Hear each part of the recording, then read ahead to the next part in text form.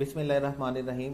बेटे इससे पहले वाले लेक्चर में हम बात कर रहे थे कि कोई भी सेंटेंस जो होता है इंग्लिश लैंग्वेज में वो 5 तरह से लिखा जाता है। पहले हमारे पास लिखा जाता है, हम सेंटेंस लिखते हैं ऐसे सेंटेंसेस जिसमें कोई एक्शन टेक प्लेस नहीं हो रहा होता, वो हमारे पास क्या होगा, स्टेट ऑफ बीइंग। उसके बाद हमारे पास है जिनमें एक्शन टेक प्लेस हो रहा होता है, वो हमारे पास क्या होते हैं, टेंसेस वाले। देन हम फर्दर की बात करेंगे, अभी हम टेंसेस वाले सेंटेंसेस पे थे। और टेंसेस वाले सेंटेंसेस पे भी जिसकी जहां तक हमने बात की वो कुछ यूं है, हमने ये कहा कि कोई भी सेंटेंस लिखने के लिए हमें 3 चीजें चाहिए होती हैं। कभी भी ऐसा नहीं होता कि हम बोलें कि जी सिर्फ टेंस चाहिए होता है सेंटेंस को लिखने के लिए। सबसे पहले हमें सेंटेंस का वॉइस देखना होता है कि सेंटेंस की वॉइस कौन सी है। इंग्लिश लैंग्वेज में हम सेंटेंस को 2 वॉइसेस के साथ लिखते हैं, या तो हम उसको लिखते हैं बेटे एक्टिव वॉइस में, या हम उसको लिखते हैं पैसिव वॉइस में। और मैंने आपको बताया कि एक्टिव वॉइस टेंसेस ही अलग है, एक्टिव वॉइस के रूल्स ही अलग हैं, पैसिव वॉइस के टेंसेस अलग हैं, पैसिव वॉइस के रूल्स डिफरेंट हैं। अभी हमारे पास क्या होता है, एक दक्यानुसी सा क्वेश्चन आपको क्लासेस में 9th 10th में फर्स्ट ईयर सेकंड में गालबन करवाया जाता है कि आपने एक्टिव को पैसिव में कैसे चेंज करना है, पैसिव को एक्टिव में कैसे चेंज करना है। इससे पहले वाले लेक्चर में हमने देखा कि एक्टिव और पैसिव में क्या डिफरेंस होता है, और दोनों की कंस्ट्रक्शन भी हमने देखा। देखिए हमने कहा कि अगर सेंटेंस में सब्जेक्ट है, या दूसरी सिचुएशन क्या है, दूसरी कंडीशन क्या है, सब्जेक्ट है और दूसरा कि वो एक्टिवली काम कर रहा है, ठीक है, he is a doer of action, तो तब हम उसको क्या बोलेंगे, हम उसको कौन सी वॉइस बोलेंगे, एक्टिव वॉइस।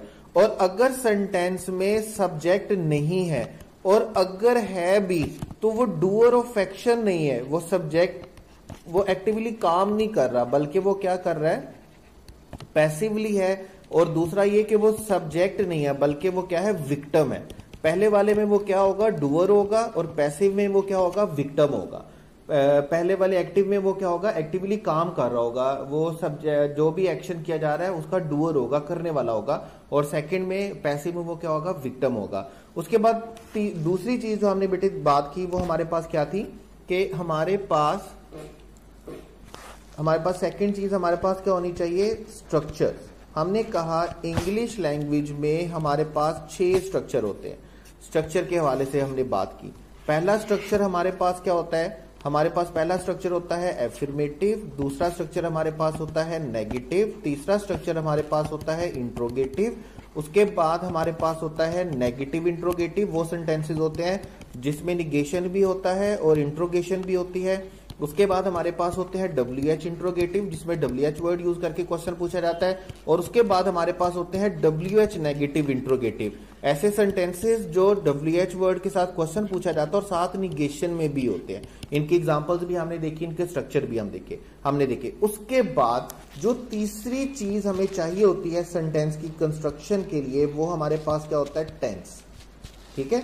और अगर आप देखेंगे, अगर आपने पास पेपर वाली वर्कशीट की है जो आपको दिया, वो जितने भी पास पेपर के वर्ब्स के क्वेश्चंस हैं मैंने सारे उसमें डाले, ताकि आपको एक आइडिया हो जाए, एक स्टैंडर्ड आपके माइंड में बन जाए कि वर्ब्स के इस तरह के क्वेश्चंस आते हैं आपको पेपर में। इंतहाई आसान होता है, आपको फॉर्म ऑफ वर्ब और वर्ब जो है वो डिसाइड करना होता है कि कौन सा यूज करना और कौन सा यूज नहीं करना है।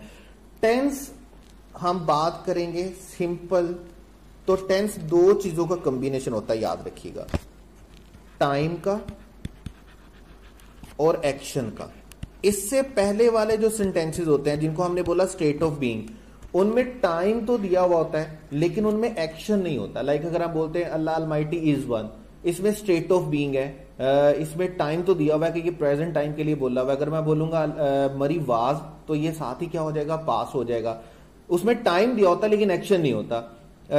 टेंस में क्या होता है कि टाइम भी होता है और एक्शन भी होता है। हम किसी खास वक्त में किसी खास तरह के एक्शन की बात कर रहे होते हैं तो उसको हम क्या बोलते हैं, टेंस बोलते हैं। 2 चीजें हमें चाहिए होंगी सेंटेंस में से, एक तो ये कि हम किस टाइम की बात कर रहे हैं और दूसरा ये कि हम किस एक्शन की बात कर रहे हैं। उसके बाद हम डिसाइड करेंगे कि ये एक्टिव वॉइस है या पैसिव वॉइस है, इसका स्ट्रक्चर हमने कौन सा लिखना है, और तीनों चीजों को मिला के हमारे पास क्या बनता है, सेंटेंस बनता है। जैसे देखिएगा हमारे पास इंग्लिश लैंग्वेज में जो टाइम होते हैं वो 3 तरह के होते हैं। पहला टाइम बेटे जो हमारे पास होता है वो क्या होता है, प्रेजेंट टाइम। पहला टाइम हमारे पास क्या होता है, प्रेजेंट टाइम। दूसरा हमारे पास क्या होता है बेटे, पास्ट। और तीसरा हमारे पास क्या होता है, फ्यूचर। ये हमारी इंस्टिंक्ट में शामिल है, ये हमारी नेचर में शामिल है कि हम टाइम को जस्टिफाई कर लेते हैं कि प्रेजेंट, पास्ट और फ्यूचर में क्या डिफरेंस है। जो अभी है, जो करंटली है, जो चल रहा है वो प्रेजेंट है, जो गुजर चुका है वो पास्ट है, जो आने वाला वो क्या है, फ्यूचर है। ये हमारी इंस्टिंक्ट में है। इसको पढ़ने के लिए, इसको समझने के लिए हमें कोई भी रूल पढ़ने की जरूरत नहीं है। बचपन से हम पढ़ते आ रहे हैं, ये हमारी इंस्टिंक्ट में शामिल है, नेचर में शामिल है, हम टाइम को जस्टिफाई कर लेते हैं। सेकेंड चीज जो बेटे होती है वो हमारे पास होता है एक्शन। एक्शन इंग्लिश लैंग्वेज में 4 तरह का होता है, याद रखिएगा। पहला एक्शन हमारे पास क्या होता है, इंडेफिनेट। उसके बाद एक्शन हमारे पास कौन सा होता है, कंटीन्यूअस। ये मैं आपको टेंस का लॉजिक, टेंस की हिरार्की बता रहा हूं, ऐसा नहीं बता रहा कि ता है, ती है, रा, रही है, चुका, चुकी है। मतलब टेंसेस का इंग्लिश लैंग्वेज में है क्या, टेंसेस इंग्लिश लैंग्वेज में बनते कैसे, कंस्ट्रक्शन कैसे होती है। उसके बाद थर्ड जो हमारे पास वो है परफेक्ट। 4 तरह का जो एक्शन है वो इंग्लिश लैंग्वेज जो है वो एक्सेप्ट करती है, उसको मानती है। और थर्ड जो हमारे पास है वो हमारे पास कौन सा बेटे, परफेक्ट। फोर्थ जो हमारे पास परफेक्ट कंटीन्यूअस। अब देखें, अगर हम इसमें सबसे आसान वाले की बात करें तो ये कुछ यूं चलता है, लाइक इनमें सबसे आसान वाला कौन सा है, कंटीन्यूअस। ऐसा काम जो करंटली हो रहा होता है, जब जिसकी बात की जाए तभी वो एक्शन हो रहा हो, तभी वो टेक प्लेस हो रहा हो, ऐसे एक्शन को हम क्या बोलते हैं, कंटीन्यूअस। अब ऐसे एक्शन के हम कॉम्बिनेशन बनाते टाइम के साथ तो हमारे पास टेंस बन जाता है। लाइक अभी देखें, अगर हम प्रेजेंट टाइम में किसी कंटीन्यूअस एक्शन की बात करेंगे, मतलब अगर मैं इसको एक्सप्लेन करना चाहूं तो कुछ यूं कि कोई ऐसा काम जो मौजूदा वक्त में जारी है उसकी ट्रांसलेशन के लिए हम कौन सा टेंस यूज करेंगे, प्रेजेंट कंटीन्यूअस। कोई ऐसा काम जो पास्ट में जारी था, गुजरे हुए वक्त में जारी था, उसके लिए हम कौन सा टेंस यूज करेंगे, पास्ट कंटीन्यूअस। आने वाले में जारी होगा तो उसको हम क्या बोलेंगे, फ्यूचर कंटीन्यूअस। एक्शन एक ही रहता है, हम उसका डिफरेंट कॉम्बिनेशन बनाते हैं, किसके साथ, टाइम के साथ। लाइक हम बोलते हैं काम का जारी होना कंटीन्यूअस एक्शन होता है। ऐसे एक्शन की बात करना जिसमें काम जारी है, काम हो रहा है, एक्शन टेक प्लेस हो रहा है, सब्जेक्ट काम कर रहा है, विक्टिम पे काम किया जा रहा है। अगर प्रेजेंट टाइम की बात करेंगे तो कंटीन्यूअस की बात करेंगे तो दोनों का कॉम्बिनेशन बना के हम कौन सा टेंस बनाएंगे, प्रेजेंट कंटीन्यूअस। गुजरे हुए वक्त की बात करेंगे, साथ कंटीन्यूअस होगा तो फिर हमारे पास क्या होगा, पास्ट कंटीन्यूअस। और अगर आने वाले टाइम की बात करेंगे और साथ कंटीन्यूअस एक्शन होगा तो हम उसको क्या बोलेंगे, फ्यूचर कंटीन्यूअस। इसी तरह देखिए, हमारे पास होता है जी परफेक्ट। हमारे पास क्या होता है, परफेक्ट। अब परफेक्ट में बेटे हमारे पास क्या होता है, परफेक्ट हम ऐसे एक्शन को बोलते हैं, यहां पे कंटीन्यूअस हम ऐसे एक्शन को बोलते हैं जो कंटिन्यू होता है, जो काम अभी करंटली हो रहा होता है, ठीक है। परफेक्ट हम ऐसे एक्शन को बोलते हैं जो फिनिश्ड हो चुका है, जो खत्म हो चुका है, जो कंप्लीट हो चुका है, ठीक है। जब तक काम हो रहा हो तब हम उसके बारे में बात करेंगे तो कंटिन्यूअस होगा, जब तक कंप्लीट हो गया, खत्म हो गया, मुकम्मल हो गया, तब उसके बारे में बात करेंगे तो फिर क्या होगा, परफेक्ट होगा। अब यहां पर भी हमें कॉम्बिनेशन बनाने, हमने कहा परफेक्ट ऐसा एक्शन होता है जो कंप्लीट हो चुका होता है, जो मुकम्मल हो चुका होता है। अगर प्रेजेंट टाइम में कंप्लीट हुआ तो तब हम उसको क्या बोलेंगे, प्रेजेंट परफेक्ट। अगर गुजरे हुए वक्त में कंप्लीट हुआ तो हम उसको क्या बोलेंगे, पास्ट परफेक्ट। और अगर आने वाले वक्त में कंप्लीट हुआ तब हम उसको क्या बोलेंगे, फ्यूचर परफेक्ट। बड़ा सिंपल है, हमें सेंटेंस में से 2 चीजें निकालना होती हैं। 2 चीजें क्या निकालना होती हैं, हमें सबसे पहले टेंस के लिए निकालना होता है टाइम, उसके बाद हमें निकालना होता है एक्शन। दोनों चीजों को मिलाने से जो चीज हमारे पास बनती है वो क्या है, हमारे पास tense. Tense is a combination of time and action.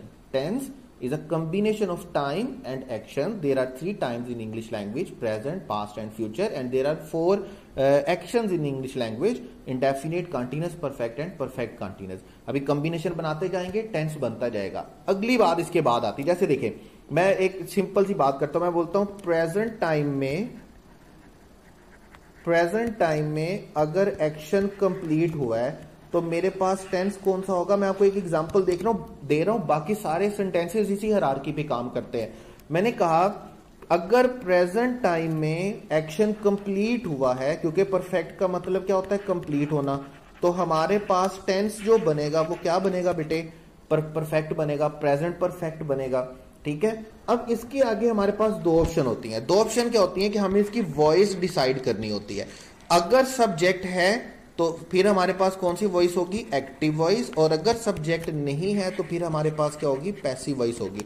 Like अगर हम बोलते हैं कि उसने घर मुकम्मल कर दिया, तो अभी सब्जेक्ट भी मौजूद है, काम मुकम्मल भी हो गया, प्रेजेंट टाइम भी है, तो प्रेजेंट टाइम में काम मुकम्मल हुआ, सब्जेक्ट मौजूद है, तो ये प्रेजेंट परफेक्ट की कौन सी वॉइस होगी, एक्टिव वॉइस।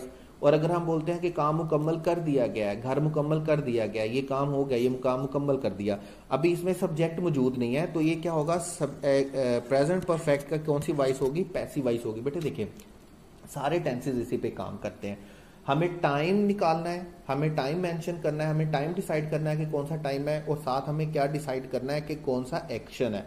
दोनों को मिलाकर हमारे पास क्या बनेगा, हमारे पास क्या बनेगा, टेंस बनेगा। हम डिफरेंट कॉम्बिनेशन बनाते जाएंगे और डिफरेंट कॉम्बिनेशन को बनाने से हमारे पास क्या बनेगा, टेंस बनेगा। इसको हम आगे लेकर चलेंगे। नेक्स्ट लेक्चर में इसको हम ये देखेंगे कि कौन से एक्शन के लिए कौन सी फॉर्म यूज होती है और कौन से हेल्पिंग वर्ब यूज होते हैं। ठीक है, बड़ा इंपॉर्टेंट है, क्योंकि आपने पास पेपर में किया, पास पेपर में आपको क्वेश्चन भी इसी तरह के आते हैं कि हेल्पिंग वर्ब के साथ कौन सी फॉर्म आनी चाहिए, इस हेल्पिंग वर्ब के साथ कौन सी फॉर्म आनी चाहिए। आपको हेल्पिंग वर्ब और form of verb he decide करनी होती है। आपको ये देखना है कि सेंटेंस एक्टिव है या सेंटेंस पैसिव, और इसका टेंस कौन सा है, उस टेंस में हेल्पिंग वर्ब कौन सा आना चाहिए और उस टेंस में फॉर्म ऑफ वर्ब कौन सी आनी चाहिए। फर्स्ट फॉर्म आनी है, सेकंड फॉर्म आनी है, थर्ड फॉर्म आनी है, आईएनजी फॉर्म आनी है। इसके लिए हम नेक्स्ट लेक्चर पे जाएंगे।